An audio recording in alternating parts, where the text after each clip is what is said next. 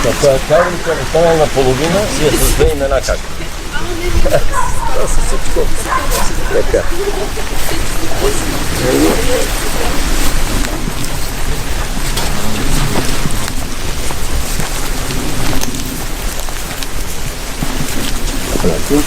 Добре.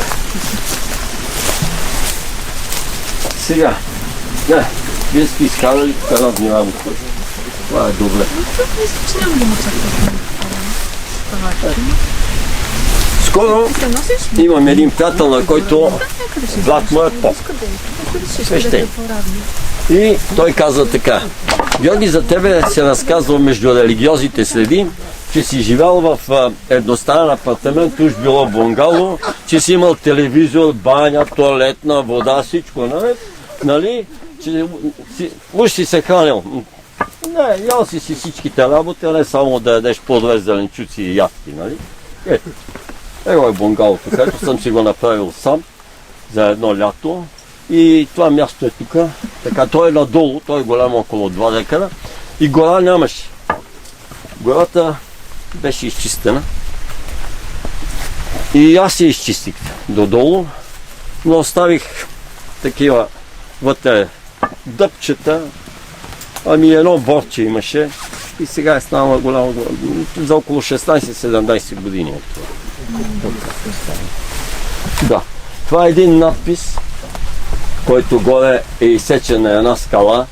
Ако сега го намерим на малкия бял ас или на малкия молитвен връх, скалата отгоре седи. И аз го начертах и вътре, като влезете, може да бутнете вратата и да го видите какво е.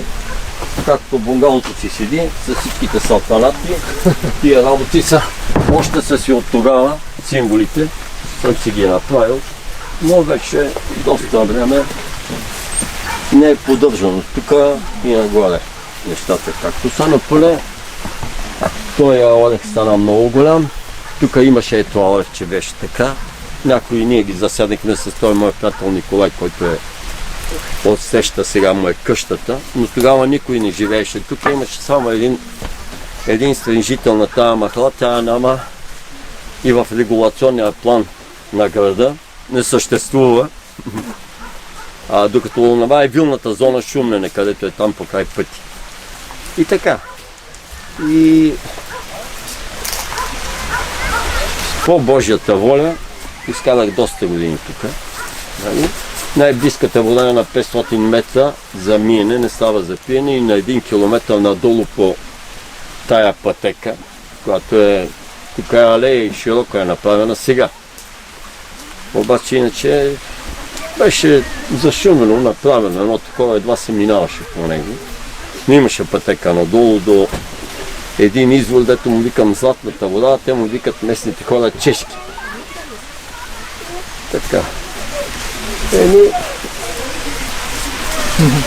Вижте и се убедете в това вътре. Да, в апартамента, където е с всички удобства. И Георги вика, всичко това са легенди. Нали? Че нямал ток, нямал вода. А вика, този хладилник го пазя за шкаф. Да. Вътре животинките, които са ми съквартиранти, евентуално да не могат да влизат. Така. И си държах житото. Така, вътре имаше сега един буркан лимец и сутринта ходих тук да си пия кафето и го занесох там да видят лимец истински. Така. Там има до оня нар, където някой път може да се спи под звездите, там она конструкция, където е в ляво. Има наредени камъни речни, там беше пентаграма. По-надолу огнището беше, където е там в тая ниша, която е между храстите. И там има една плоча за маса и няколко такива отрязани дървета за столчета, но те са се разпилели, вече изглини. Това беше много, много отдавна. Никой тук не седи. Тук по пътеката надолу е тоалетната, която леко е тръгнала на една страна, вече посипея, така, ама още е здраве и може да се използва. Тая улица Летец, ака ли се казва? Това е улица Летец, това е на нашата улица, където ми е в родното градче, живее на Летец 5. Това е старата табелка, която сменя табелата, слага тя бяла табела с сини букви. А тая е синя табела с бели букви. И я хвърлях. И аз я взех и се я качих в колата. И като дойдох тук, си я служих. Моят приятел от среща Николай вижда и казва, къде минава и гледал улица Любородие. Вика, вика, ти си на улица Летец, аз обаче на улица Любородие, а тук улиците, тук няма по принцип нищо в тази махала. Тя не се води. Води се селско-стопанска земя. Земя и сграда. Така го водя. Нали? И той слага табелата от другата страна. Нали? И вика, викам, трябва да има някакво противопоставяне, за да вървим напред. Любородие и улица Летец. Викам, ние така се разпределихме. Така. Надолу, тук, по-интересно тук, нещо, което е, че долу в ниското минава доста вече една река, ама като придойде се чува как шуми. И е имало Богомилско селище. Аз смятам, че тук точно в този кръг, където е и тук, е идвал старейшината на богомилите, се казва Дедец. Идвал да се моли, защото усещах тук вибрацията. Тук е много мощно и много силно мястото и ще ви кажа, че е от малкото места в България, където праната си стои целия ден и в момента дишаме прана, като не изгрева. Дали ставаш или не ставаш, от тук вчера викам на Силвина, ще ходим ли не изгрева, горе на скалата, където е. Викам, стани и си подай носа от палатката, защото аз пия вътре тя палатката. И ще видиш изгреви, слънцето точно се показваше.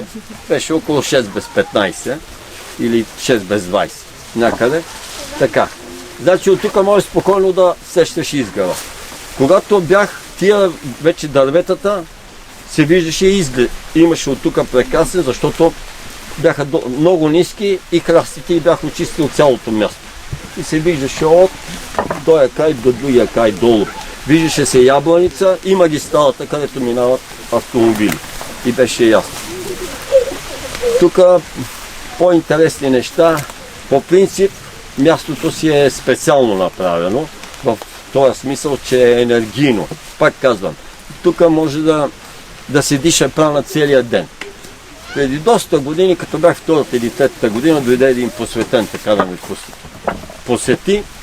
И по едно време, както стоихме, ореха беше много малък. Ореха беше колкото той е клон тогава. Е такъв. И само тук изобщо не беше над Бургало. Ето сега колко е пораснал за 20 на години. Как е да... Така. Е станал много голям и тук наистина има влаги и колко висок е израсъл. Беше малко орехче, то си личеше. И така, и той дойде и сме седнали тук, тази пейка вече е изгнила, нали? И пейката тамън бях я направил, бодисал. Седиме тук и той по едно време гледа нагоре и вика, ама тук още има прана. Праната се съдържа в едни мекурчета, такива балончета, много малки и могат да се видят с просто око. Значи, всяко едно балонче какво съдържа? Съдържа светло-син хелий, който е благороден газ. Той е хелий, е лек, но той е в праната не е точно такъв, с какъвто пълнят балоните, за да може да се издигат нагоре. Нали? Балоните не с горелки, както са сегашните, ами старите балони са пълни с хелий. Но хелия, понеже е много взривоопасен, нали? Много лесно се пали и дирижаблите и те наречените цепелини са били пълни също с хелий. Който цепелин е бил с двигател. Балон с двигател и пълен с хелий. Ще ви кажа, че не знам след колко, Всевишния знае точно след колко години, но човечеството ще започне да диша хелий, който е светло-син хелий се казва, както дишат на другите материални планети, като на тая Земя. Там не дишат кислород. Някъде сега минаваме вече и на въглеродно дишане. Нали? Кислородът започва да се наглетява все повече и повече с въглерод и започваме да го дишаме. Тоест, изменят ни и белия дроб. Не само от всичките органи, но и белия дроб включително. И конфигурацията до някъде има и новото тяло, което е, както се преобразува тялото, започват така да се каже, органите да имат взаимозаменяема функция. Дойде един приятел при мен и ми каза, дядо ми без черен дроб живя 8 години и сега си замина. Без черен. Викам изваден. Не му беше изваден, но цирозата беше спял да функционира. Казвал съм го неведнъж и пак ще кажа. Цирозата какво прави на черния дроб? Черният дроб е от специална тъкан, която е като филтър.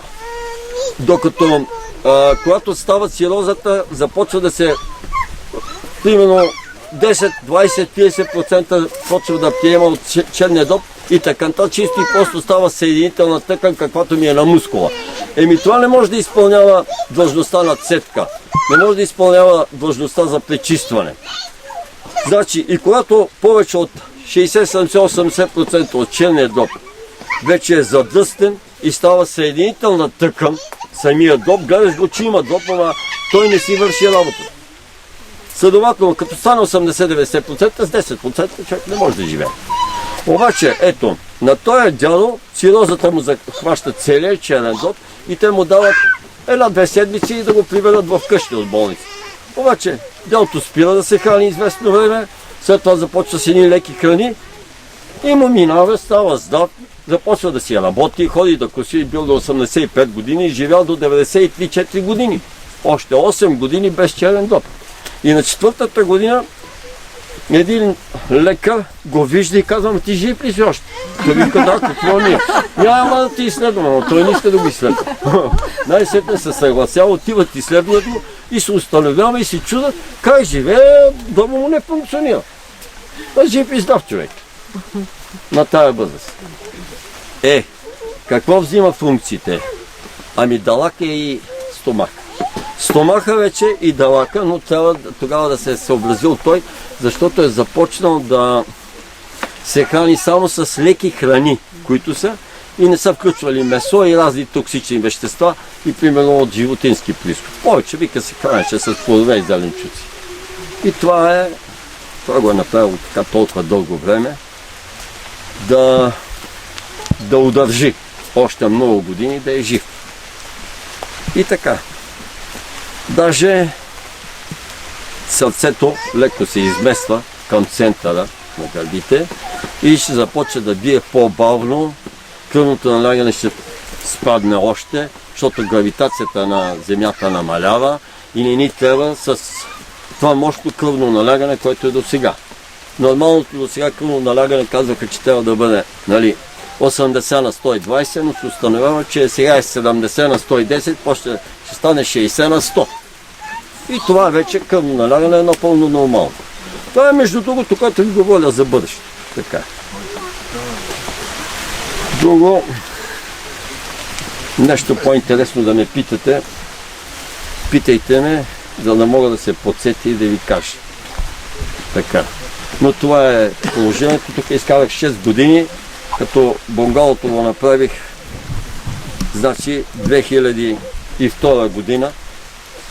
Това място вече знаех, че се позицирам тук и идвах тук, чистих го и го оправях, но нямаше още нищо за живеене, освен това, тук му викат самолък на плевника. Плевнята беше здала и е паднала само преди 3-4 месеца, значи някъде март, защото есента миналата идва някакъв майстор и взима плочите отгоре, тъй като богатите люди, които са от околните вилни селища, ги купуват доста скъпо, тия плочи, и си ги слагат там. Не знам как и за какво ги правят.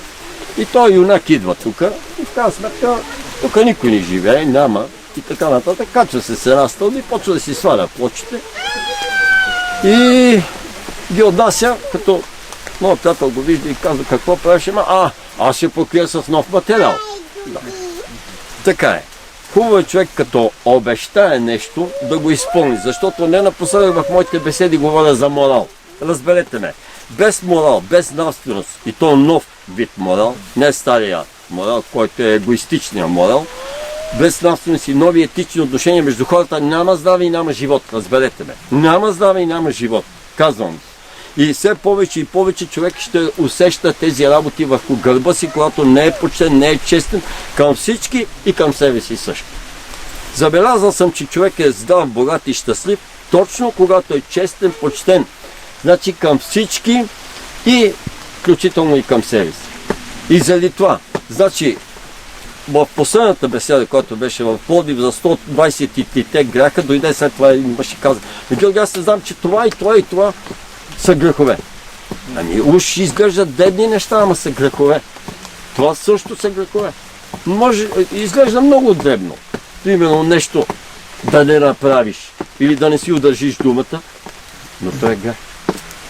Значи ако обещаеш, точно в обещанието. Затова по-добре не обещавай директно, кажи да, ще стане, ама кога ще стане? Вчера се, как казах на един, който взел някакъв уред, или какво ли, инструмент ли от някой и 3 месеца не го връща на човек. И го посеща сестрата на ония мъж, защото той не се обажда човека, нали? Посеща го сестра му и той вика: добре, чак вчера го върна. Ми викам, ти си го вземал март ли, кога е било? Сега сме юни, ще дойде юли. Защо не му върнам веднага на човек този инструмент, ако му трябва? Значи, дори наглед дребни неща правят едните неща пред тази светла сила, която сега ни слуша и е тук в момента, или ако пуска този прекрасен дъжд. Няма по-енергийно нещо от този дъжд, който е в момента. Ще ви кажа, че точно на 29-ти бях на Седентерилски езера с един приятел и времето го виждам, че е такова. Обаче питам и Господ вика: синко, тръгвайте спокойно, от старата към новата хижа. Тръгвам, надолу. Така. Вика, а то не вали в момента. И точно стигаме на половината посата и като си изляе един дъжд, но нямахме сухо местенце. Никак. Точно на 29 юни, иначе топло време. И след половин час, след като валя, ама така много, че едвам си запази документите в едно найлоново пликче, иначе нямаше сухо. И като пекна едно слънце, от нас си изпаряваше така. Пада и докато стигнем до новата хижа, бях нисък. И затова поговорката на дядо ми, която беше който ме мокри, той ще ме суши, е верно. Да. И така. Но това е енергиен дъжд, всяка една капка наистина зарежда човека и го презарежда за цялата година. Но това е до, ето, днеска, вчера, днеска и утре е лятното слънцестоене. Слънцето е стигнало до най-крайната точка на изгава от северо-исток. Богалото е ориентирано точно изток-запад. Значи, слънцето е стигнало така, изгава на там, до северо-исток и после започва да се връща. На 22 март и 22 септември точно изгава от изток. Иначе от северо-исток, като заразва на северо-запад. Това е един голям кръг от 260 градуса от 360 градуса окръжност. 260 градуса е деня, светло, ама само от това време. Значи не от утре, от други ден започва да се връща обратно на юг, докато стигне до най-южната точка. Най-южната точка беше под носа на Гложенския манастир. Отгоре, ако е ясно, се вижда, вика му светията, защото като легнал светия с дълга коса и брада, и му се вижда носа. На светията точно така. Се погледне, отгоре се вижда много ясно. И то е отсреща. И от тук се виждаше, но сега от дърветата са пораснали твърде много и не се вижда, но малко по-нависокото се вижда. Така, значи, това е светлата част на хоризонта. 260 градуса. И остава само 100 градуса от там до там, което е тъмната част. И заради това новите жилища, които ще се направят и които са домове, това е виделейката и ауродом, ауро, нашата аура, и е хубаво да си живееш в собствената аура. Тая част трябва да бъде обязателно остъклена и отгоре да има стъклен купол или стъклен люк, защото единствената истинска светлина слиза отгоре. Това е директната светлина. Цялата светлина, както е и тук, това е отразена светлина. Отразената светлина изкривява Светлината е Словото Божие и мисълта Божия. Отразената светлина изкривява нещата малко или много. Защото дава отпечатък на всичко. А отгоре само когато слиза през този въздух, от разликата е съвсем малко. Но всичко наоколо, което се отразява вътре, поврежда директното Божие Слово. Защо? Защото всичко е Слово, всичко е мисъл. Ние го гледаме с такава форма, ама то има вибрация. И тази вибрация най-напред е била идея. Тая идея може да я кажем мисъл, слово, дума. Всичките тия работи са написани сигурно някъде. Аз чисто и просто ги казвам. Ето и това дано. И всичко се състои от едно и също нещо. Светлина. И тази светлина, когато започнаха вече да ме посвещава точно горе на тази скала съм, изведнъж виждам безброй блещукащи частици, много мънички, като прашинки и много ярко светещи. Всичко се вижда така. Едните са някъде по-нагъсто, едните по-нарядко. Тоест, ако този стол има 100 милиона светещи частици, този орех ще има 100 милиарда. Казваме го по най-общо достъпния начин, най-простичкия, най-така, който всеки един човек може едно дете да ме разбере. Разбирате ли ме? Значи всичко се състои от едно и също нещо. Това е материя. Ама тази материя някъде пак тази светлина. Затова водата казваме, че е втечнена светлина, въздуха е газообразна светлина, земята, дето сме стъпили тук и твърдите неща, е твърда светлина. Ето това е. И след това имаме етера, който обвива всичко също, и огън. Всичко е огън. Щом нещо е живо, в него има огън. Ето това е. Огъна е най-близкото нещо, което може да кажеш огън и живот, горе-долу е равностоен. Така. Значи, и питам, какво е това? Защото аз не знам. Гледам и блестящи частички, фърчат насам, там е така вибрират, въртят се, завихат се. Така много интересно. И ми каза, това са жизнените сили на природата. Това е самия живот. Това е всичко. Еми да. И хора са съставени от това. Заради това те светят, точно и тия клетки, които са от тях, всичко е това, което е. Само, че в това, което го има, в зависимост колко разум се слага. Нали? В тази твърдата почва има по-малко разум. И в това, където едно време аз съм учил по биология ли беше, по какво има жива и нежива природа. То всичко е живо, обаче тогава го разделяха на жива и нежива природа, т.е. на нещо, което шава и на нещо, което не шава. Нали, стола не може да шава и освен това е направено от човека, пластмаси и така нататък. Оная маса от дърво, уж по-естествено нещо и поради тази причина се разделят. А това е вече на степента на разумност. Степента на разумност на нещата, които не могат да движат е една, а нещата, които вече движат е друга. На нещата, които не движат тая разумност, значи е по-разрешено нещо да им правиш насилие, отколкото на нещата, които движат. Значи да ги вкараш. И заради това, ние мислим, че след като имаме аквариум и рибки, и след като имаме една клетка и вътре има една животинка, ние сме много добри. Глупости.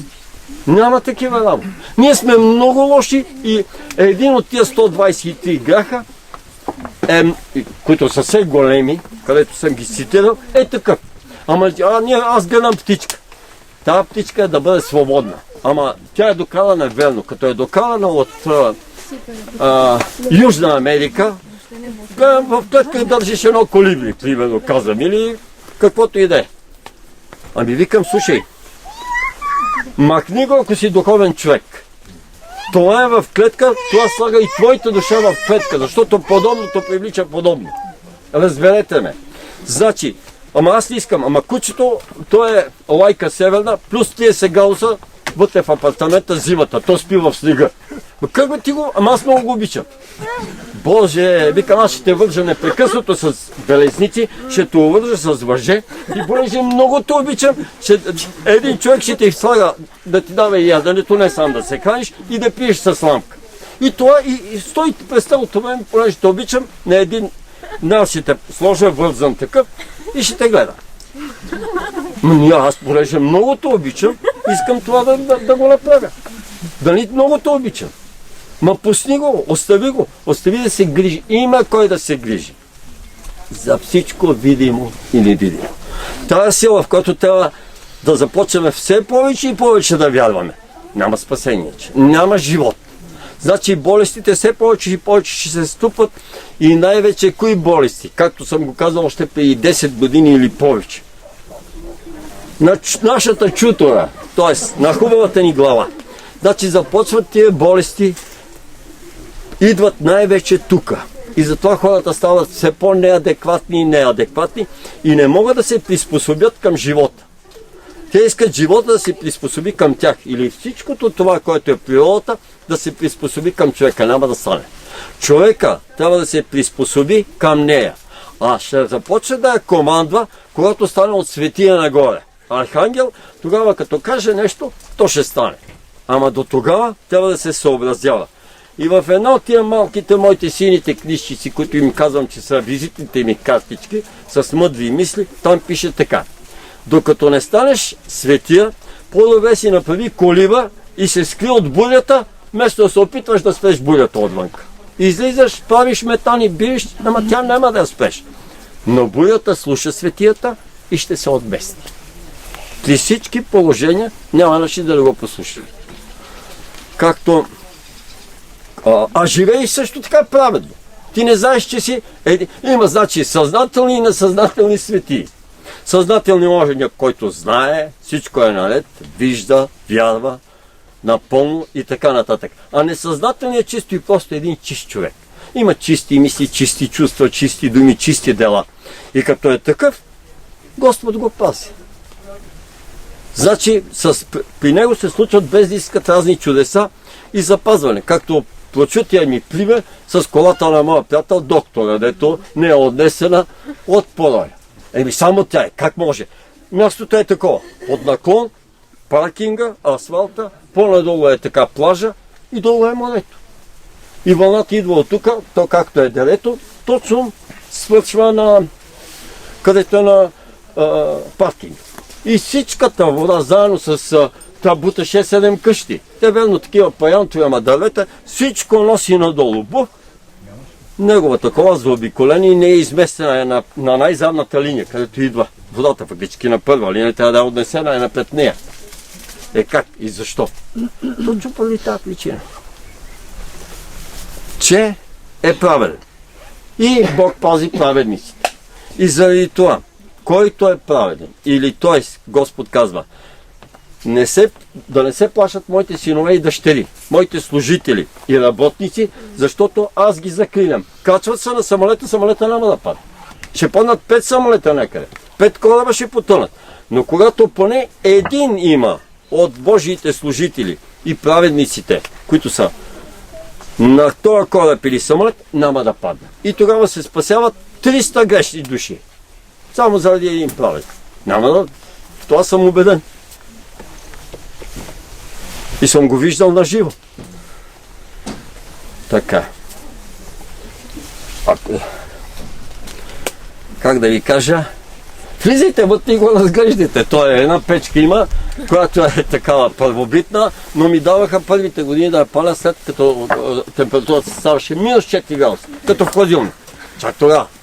До нулата не. И вътре един военен чувал имах такъв зелен, който е холандски, и едно родопско одеяло. Когато беше много студено, родопското одеяло го слагам от вътрешната страна на чувала много. Той е огромен такъв, сигурно за гиганти, широк. Вътре се увивам и каквото и да е температурата, грешка няма. А отвънка е ставало тук големи зими имаше, където снега, много висок сняг, и като не мога да стигна до чешмата, съм си слагал в една голяма тенджера И вътре имам газов котлон. Това е истината, още от начало съм си имал. Един е такъв туристическа бутилка такава. Имам. И зимата. Но лятото е прекрасно. Топло, хубаво. Веднъж идва един и аз съм си нарел. Къде ти е банята, бе, Георги? Нали баня имаш това? Викам, моето момче. И тук съм наред 10-15 двулитрови бутилки, такива от бира. Що бира си изпил? Не викам, чакай, бе, ти знаеш ли какво? Това ми е баня. И то бутилките наредени, а водата става толкова гореща, сигурно 70 градуса, че после отивам, донасям една кофа студена и почвам да разреждам и си се къпя тук. И викам, това ми е банята, е тук. Ами как си? Гола, тук няма жива душа. Тя по тази пътека я мине, някой я не мине. Той чепне нямаше хора тогава. Да, и той вика, от начало като видя как са наредени бутилките. Викам, сега са пълни с вода. Там една година, там си засадих. Копая в земята само е така, толкова малко и засадих една долу от бабите ми дава 10 или 5 корена домати. Най-интересно. Николай може да потвърди тук. И аз минавам и им сипам по едно ше вода си кипат. И доматите тук почнаха, поръснаха такива, почнаха да раждат. От един корен, силно набрах по 50 домати, ама понеже ме нямаше няколко дни, му викам Николачо бери ги, то се обажда. А тук долу имаше един човек Йото и като отиваме, там гледам го, всеки ден пръскам, вика с син камък, да пръска доматите, те продължават да гният. Тук тия домати нищо им даваше и израснах. И може би не бяха иззаразени. Ама това лято, викам, чакай да се направя на селско-стопанския работник, имах домати. Мисля тук.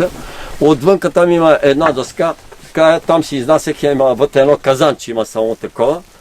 И то е много старо такова. И отвънка, през лятото, защото е топ. Тук първоначално спях отвънка под един търговски павилион, отгоре само с покрив, без нищо. Съндъка беше отвънка и на съндъка беше плот. И от начало е така. После зет ми даде един стар търговски павилион, вика, поне да не те вали дъжд. Той колко пазаше, като почна да вали, то стана така на локви отдолу и само като го пипнеш и той почна да пуска вода вече, да тече. Така че няма, но тук си ви кажа, за животинките таралежи минават. Смоци има, не може и от тия червените зми, южноамериканските, от време на време някоя може да се мерне, но не тук в двора. Тук за 6-7 години повече съм виждал само две. Един път тук от Новокосеното е много малко смоче, а пък от тия червените, те са от другата страна на планината, сега където ще отидем до Звездоблойна. Ще ви кажа, че там имаше змийска ферма, това са южноамерикански зми, от които се тръгваш от тук за 30 секунди. 30 секунди. Не можеш да си биеш инжекция. Толкова са отровят. Те понеже ги доеха от товата. И преди, целият град долу знаеше, че аз ги отглеждам. И аз така съм ги пуснал. Той Николай може да ви каже какви легенди се разказва. Долу, ама те такива с знак минус. И оня човек си изкъгва и вика, тук не може да се прави бизнес, не може. Държавата го гони заради това. И той накрая, къде е останали стотина, ги пуска тук по планата. Вика, те през зимата беше късна есен. Ще избрат. И ядат. Приспособиха се, разводиха се и сега тази планина си е пълна. Обаче те са много страхливи и много интелигентни същества, така че не се плашат. Те изобщо бягат надалеч. И тук веднъж единствен път една пресече така тук цялото място я видях, червена е толкова, но наистина червена, как да кажа, хубав цвят. Червен, минай за мене. И аз викам, забранявам те от тук да минаваш. Просто интелигентно ми забраних на него, тогава не съм виждал. Така че казвам ви и тия неща, но това не бива да ви смущава. И така, защото все пак това е природа и всичко си има така човек, който пак казвам. На праведния нищо няма да му се случи, а и на неправедния пак като му се случи, Господ пак му дава някакви шансове да се оправи, нали? Веднага има разрешение на проблема. Това е. Така че това също трябва да бъдем убедени и да вярваме.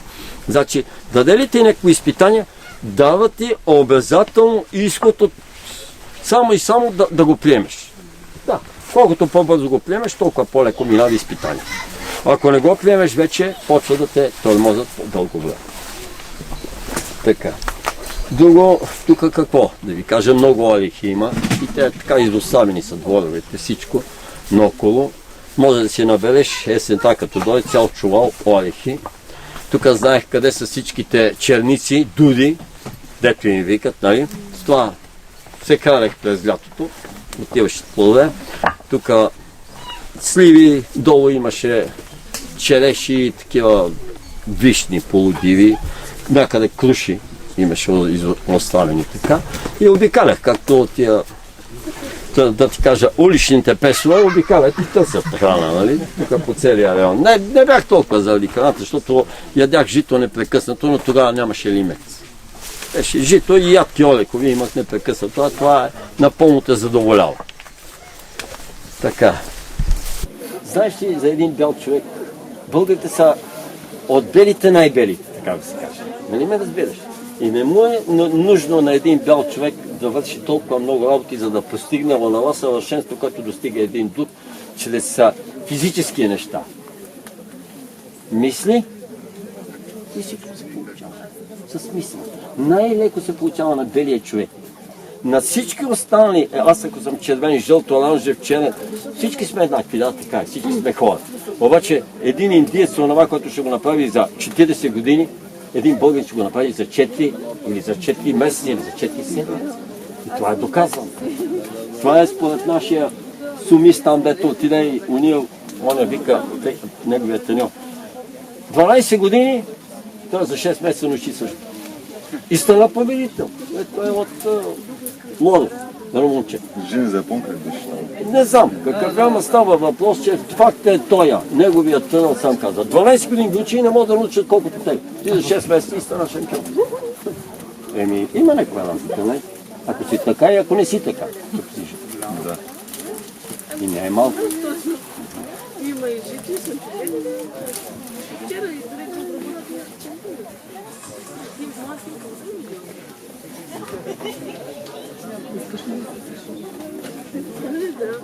Значи за да дойдем бели, много труд сме положили в миналото. Абсолютно. Да. Много, да. И на опашка много се чака. И да си бял, и да си в България. О, опа за това. Това е най-големия бонус. Опашката е голяма. Наистина е така. са много големи сценари.